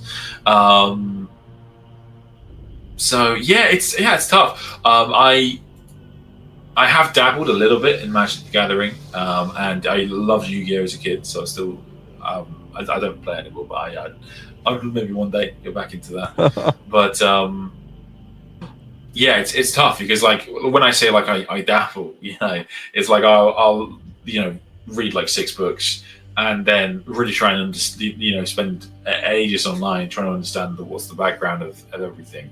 So it's kind of hard to. Sometimes I kind of force myself not to get into things nowadays because I know I would be obsessed with them. Like I think Baldur's Gate 3 was a good example recently. Oh yeah. I knew that if I was to play that game, I would be pulled in. I just couldn't do that to myself again. But yeah, I mean, nowadays I'm pretty focused on 40K because it's kind of a job keeping up with all the lore. One thing I'll say about 40K, especially from someone new, it's a very interesting IP in the fact that it has so many different factions to it, as far as like you can just like the hobby side of it, you can like the painting side, you can like the gaming side, you can the competitive side, you can like the video games because now they're coming out and they've had like the Dawn of War series previously, right? They had so, and then Space Marine 2 now you even have like Battle Sector that's out there. It's actually a really good game. Now you're starting to expand upon. I still can't believe that they have a physical magazine in 2025. Like that the White Dwarf is still selling. Like that's insane. Like again, I'm old, so the fact I love having something physical that I could touch, right? A la the figures behind me. No, but I get what you mean. Like I've had it where like you sometimes I get a bit burnt out with the game. Like I just like it's not like an angry like I'm done with this, but okay, sometimes you just kind of take a little step back and you just kind of like mentally stop organizing so many games or whatever and take a bit of a break, which I think is perfectly normal and healthy because it's quite an intense, especially when you're talking about competitive Warhammer and staying on top of metas and that kind of thing. So there's that, but it's quite funny to be like, yeah, you know what, I'll take a break, and then in my break I'm just reading Warhammer. I guess it's just like it's connected, but obviously it feels so different to me, and a lot of the time it does feel to me like the game and the lore are very separate. Yeah, coming from like I originally like obviously I like Star Wars and stuff like that, but one of the things that pushed me over to Warhammer 40K was like some of the stuff that they've done recently. Not so much like whatever like the people, but like the storyline. When they came out with the Book of Boba Fett, to me that was like it just like didn't do like what it should have done. Like it was built up over years and years and years what it should have been from a character standpoint and what they produced. And then the last season of The Mandalorian was really the last Star Wars thing I watched, and I made the jump over to officially to 40K, and I sold like half of my collection that I had, and I just jumped fully into 40K. What I'm saying is it's interesting that there's so many different facets to this IP. Yeah, no, I get what you mean. And I think I got a little bit kind of burned, I think, with Star Wars in terms of like I say when I get into things I go quite heavy. When I was in high school I got quite into the expanded universe of Star Wars. Yeah. And so then like it's made me quite conscious of like canon with Warhammer. Yep. Because to have all that and it weirdly feels wasted to effort. Do you know what I mean? And one of the areas of 40K that I'll disagree with people on, I think it's quite a common one, is the concept of canon and there not being canon and that kind of thing. Like the canon is very malleable and it has changed many times, but there has to be some canon, or else people just don't give a shit. Like there has to be something. So it's yeah. The backbone of 40K to me is the lore. Like what makes like when you think about it, you're like, oh, this means something, right? This means something, and people so talk. Yeah. Sorry. No. Go ahead. Well, I was gonna say because like it's funny. Like I talk to a lot of hobbyists and I talk to a lot of gaming people, and I see so many people would talk about, what caused the big resurgence in Warhammer, and people would say like, I think it's contrast paint. I would talk about today, so they're painting walls more easily, or I'd say, oh, I think it was like 8th edition. 8th edition did so much for the game, and blah blah blah blah blah. And people have so many areas, things in this area, and I'm like, no, the reason the hobby is so big now is because of Rabute element. You can spin it 9,000 different ways. It is the thing that brought people back into the hobby. The fact that the Primarch of the 13th Legion returned to the setting. I don't give a shit if you're kind of interested in Warhammer, sort of care about it. If I tell you that the son of the Emperor of Mankind has returned, you're raising your eyebrow, at least slightly. It is a wild thing to happen, and it pulled so many people back in. And then the Custodians were unleashed upon the galaxy for the first time. Like, what an incredible time that was. What did you think? Well, I don't want me to cut. What was your reaction to seeing in the Tithes episode 2 an actual Custodians in action? Because I think that's the first time we've ever seen like a mythic. Like, again, me being a new Warhammer fan, like the Custodians are on this level, and to see one in actual action and combat, like, it was awesome for me, and I'm a new fan. So from your perspective, just the action sequence for it, like everything else, whatever about the episode, but actually seeing it in fighting with the Tyranids, what was your reaction to it? Yeah, I mean, seeing transhuman warriors fighting generally has been really interesting, and I think it was one of the things about Astartes that helped to go Super Saiyan was the fact that animating them is hard. Sure. And it's one of the reasons for the Primaris Marines is to make Space Marines easier to animate. Like, you'll notice that if you compare Firstborn Marines to Primaris Marines, a lot of the proportions have been kind of corrected. Like, it's basically how it works. Like, you'll notice if you compare your Grey Knight shoulder pads, your Grey Knights are a lot smaller than my Dark Angels, right? Yeah. But your Grey Knight shoulder pads are the same size. And the reason for that is because like the proportions used to be weird. Your hands are about the same size, and the heads are the same size. So there's a lot of stuff like that. And so yeah, that's just been kind of wild, just generally.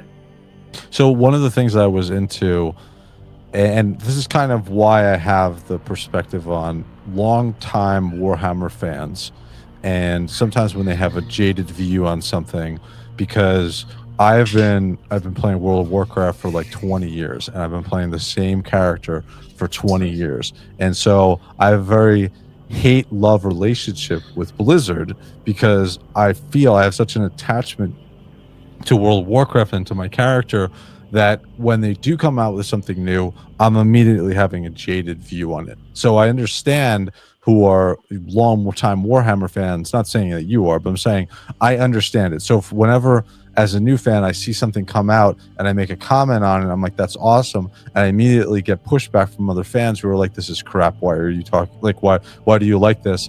I understand from their perspective, right? Because they have a view into it that I don't have, and I don't have the history behind it. Yeah, well, you know what, man?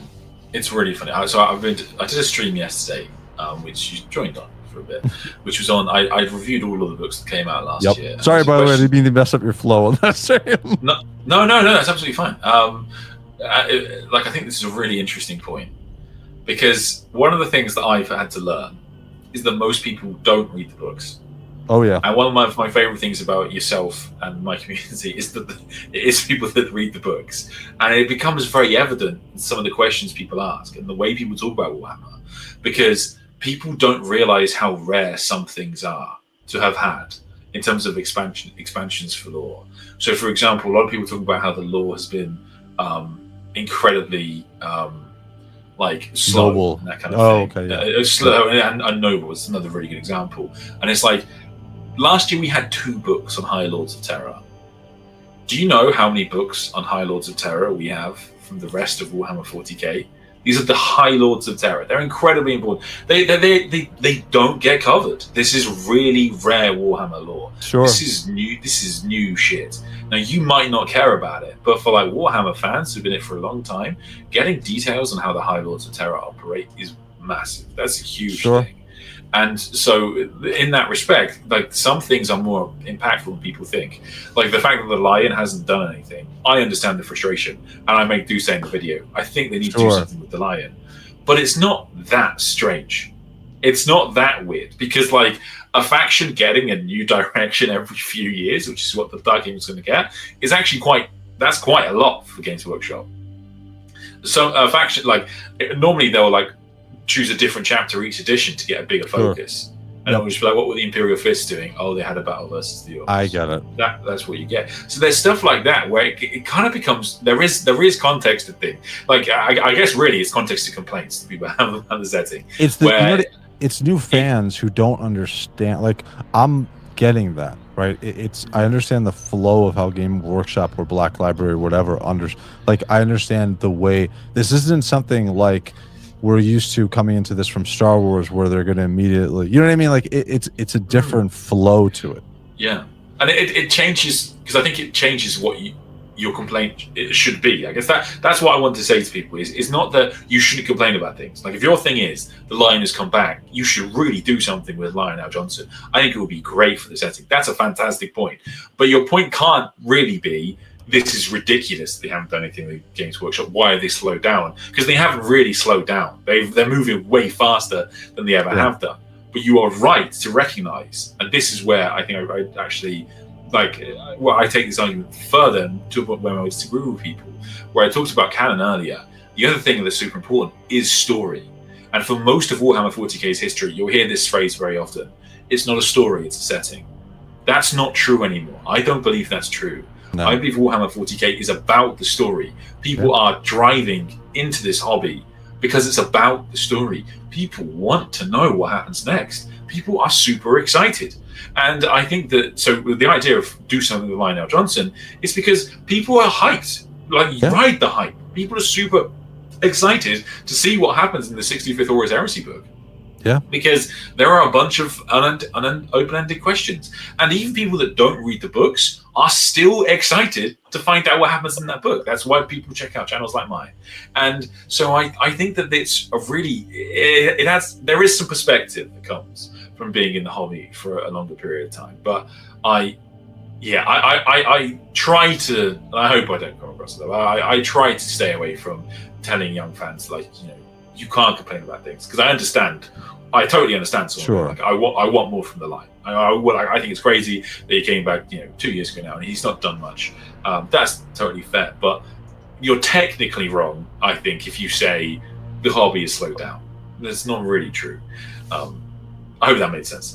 No, that especially perspective, right? Especially perspective from people like yourself who have so much time invested in it. I totally agree with you. Like, it's the story is what drives Warhammer 40K. For instance, like, why I like the Grey Knights, why I bought a shirt, why I bought this, why I have a huge collection of Grey Knights miniatures, why I have the JOYTOY, why I have a banner. It's because in that game, Cascade Demon Hunters, they expanded upon the lore, the story, and that gave me a connection to them, to understand what drives them, and then why I went and picked up the books, why I went to go to Audible and I got the audio dramas. By the way, Mortarian's Heart, rather, is one of the best audio books, like the audio dramas that they've ever made, in my opinion. And it's the story of Caldor Dragor. That's and that's where the controversy starts.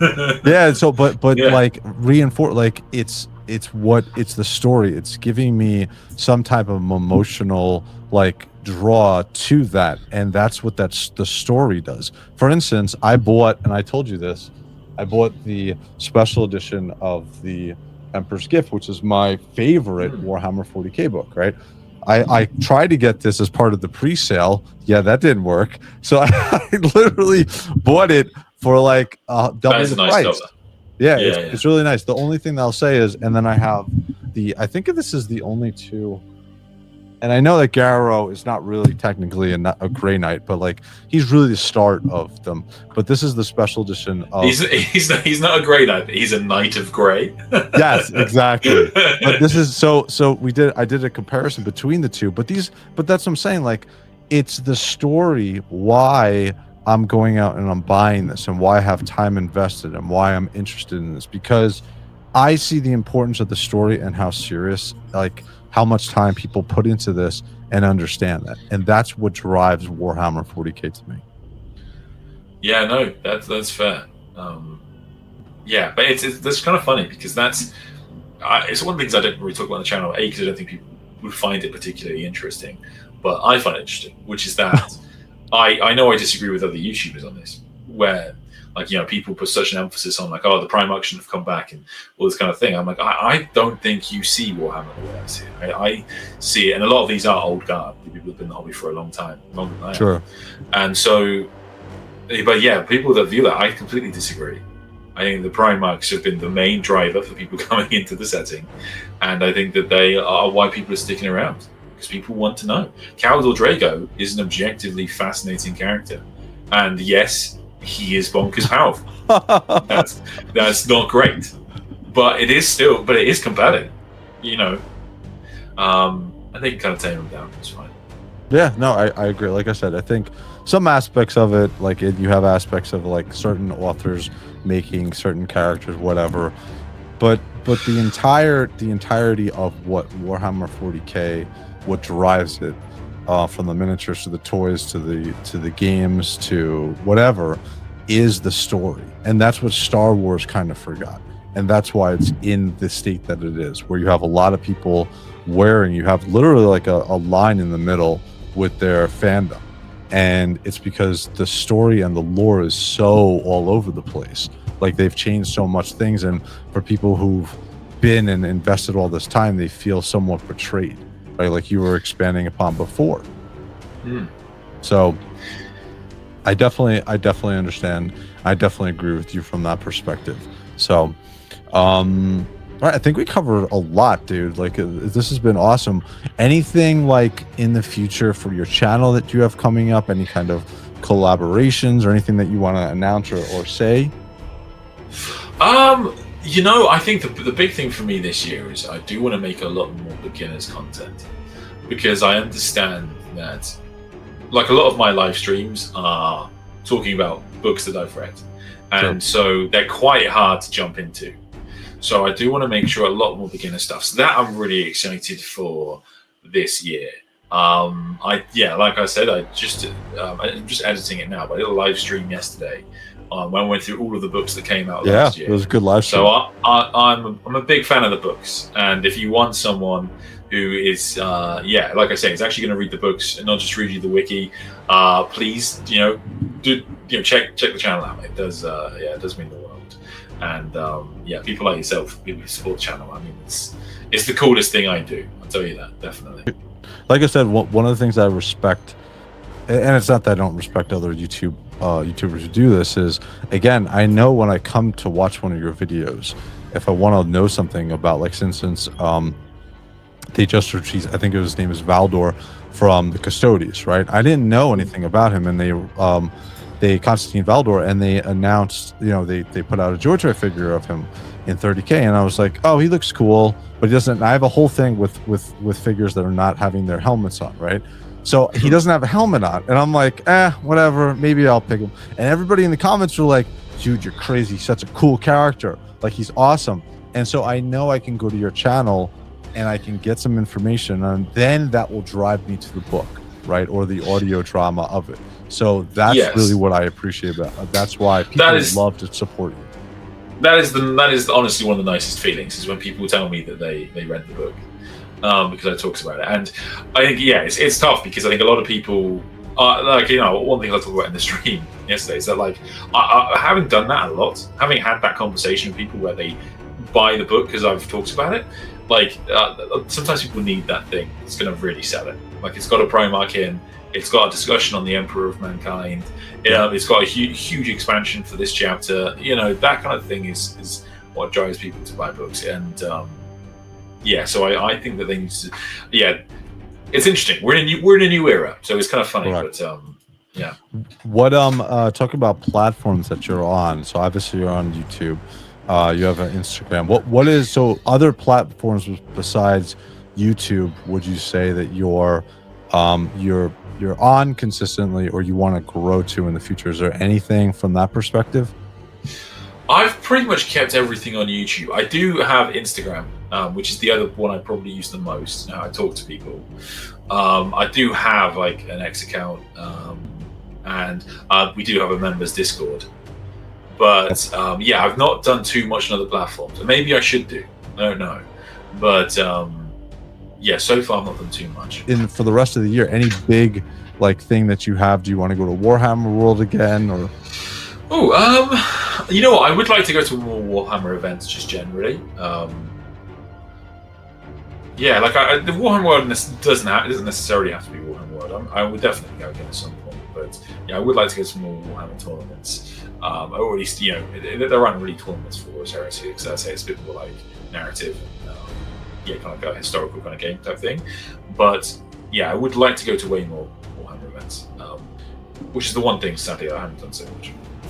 What do you from a YouTube perspective? What YouTube channels do you like? What do you like to watch from your point of view? Like, what are some content creators that you enjoy? Yeah, I mean, I think Pancreas No Work, Colin, he's really funny. I love to watch him. I think nowadays, to be honest, I like people with actual opinions on things. Sure. And like he, for example, like he's still kind of funny, but he gives actual insight into things. And like I would disagree with him, like he likes Eldar, for example, right?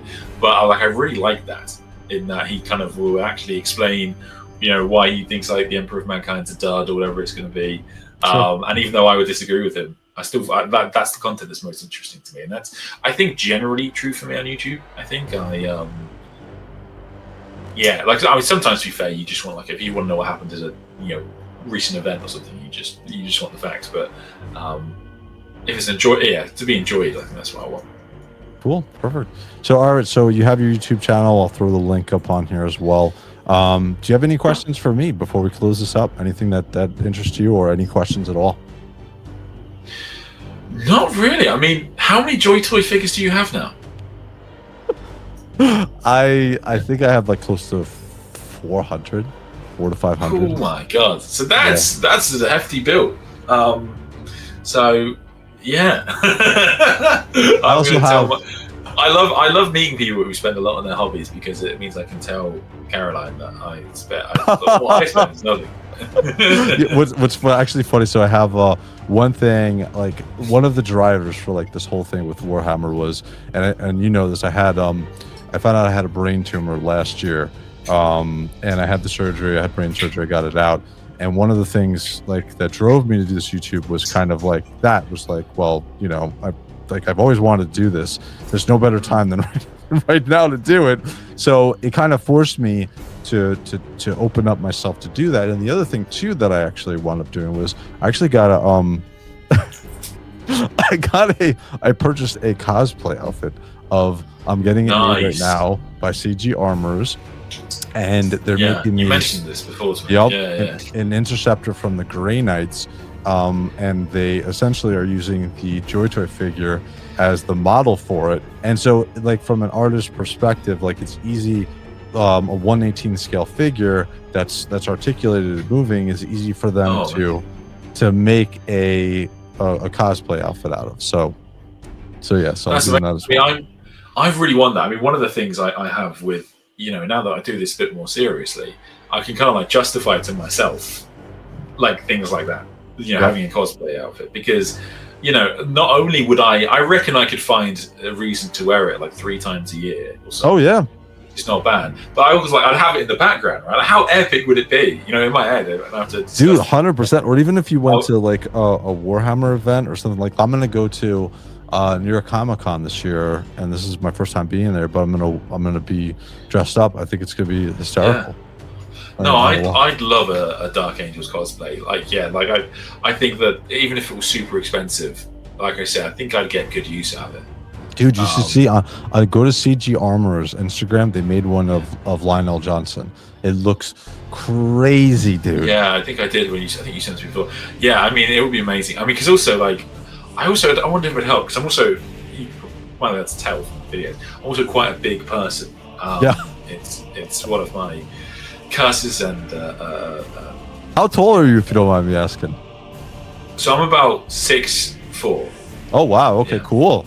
I'm about 5'11", and I'm hoping to be about 6'4". So I think if I get some pretty chunky boots, for the space me out, I reckon if I stand up straight. I reckon I could make a pretty imposing space. Oh yeah, dude, you'd be 7 feet tall in a CGR because they add a good bunch of inches to your feet, so you definitely you'd be towering. So in a Lionel. Yeah, I will definitely be checking out yours, and if I because I think how epic would it be, right, in the background of, because also, like, you know, for the fans of the channel, if you ever saw me in real life, just the shield of Lionel, I'd be in the armor. Yeah. Well, to be fair, I don't think I'd go the Lion. I think I would go just a Space Marine. Okay. Just a probably 30k.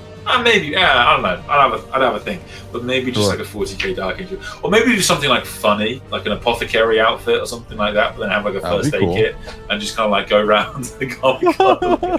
If anyone needs any plasters, you know, at least from me growing up, there was always a certain stigma for certain things related to, like, quote unquote geeky or nerdy stuff. And I think that now it's a very interesting time. Like when I was growing up, like stuff like this was not accepted. Like, so it's awesome that we're living in a time where I can buy a cosplay outfit and I can feel like I'm okay to go like to a con and have fun and just be myself. So it's awesome. Because when I was a kid, you know, when I was in high school, nerdism was starting to have its resurgence. You know, the first Avengers came out, that was huge. And like I remember, for example, towards the last years of high school, kids, I wasn't a particularly cool kid, but like I remember guys in school that were normally relatively cooler than I was. They would be like bragging about the fact that they had read comic books and they knew who the purple guy in the Avengers Endgame scene was. And so we had that, and then we had like D&D got this explosion with Stranger Things and these celebrities that always kind of liked these kind of played D&D, these celebrity D&D groups and that kind of thing, and a community episode where they play D&D is one of the best episodes of TV ever. And so, we had that, and I felt like Warhammer fans for a while, we were like ready to Where's go. Our time? We were so ready to go, and it's been delayed. And maybe it's for the best. I don't know. It's 100% for the best, dude. But now, we're on the precipice. It really does, because the thing is, like, every complaint Games Workshop people have about, like, oh, could Warhammer ever go, like, you know, be super popular in the mainstream without changing? It's like, look at Game of Thrones, look at The Boys, look at whatever it's going to be. The concept of violence and grimdarkness is by no means exclusive to Warhammer. And if they play this right, we could really enter a renaissance. Dude, look at what came out this year. Wolverine and Deadpool, and I think it was that rated R, right? That was produced by Disney. But Disney is putting out a rated R movie. You know what I mean?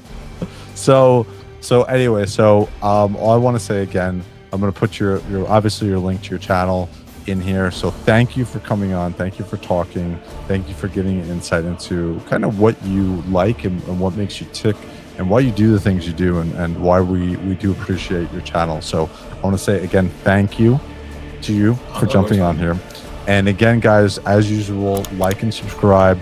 If you like this content, like and subscribe to Sandman of Terra. And again, like I said, if you guys like this type of content, if you like this format, I'll be doing more of this stuff in the future. So again, guys, I'm Wraith. I'm out.